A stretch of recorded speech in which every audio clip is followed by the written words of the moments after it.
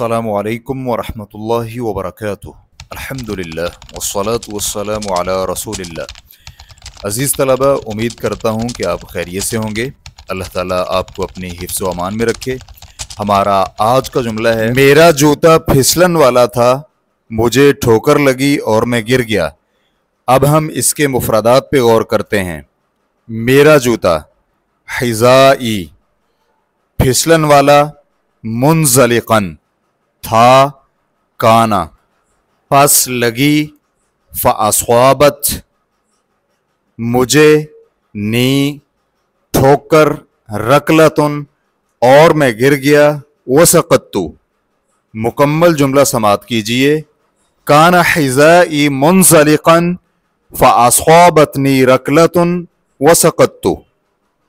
Comment box में अपनी आरा और ख़यालात का इजहार करना मत भूलिएगा। अपनी ज़रूरत का जुमला कमेंट बॉक्स में ज़रूर लिखिएगा। हम इंशाअल्लाह उसको अपनी नेक्स्ट वीडियो का हिस्सा बनाएंगे। आपकी तजावीज़ और आरा हमारे लिए बड़ी अहमियत की हामिल हैं। वस्सलामु अलैकुम वरहमतुल्लाहि वबरकातुहू।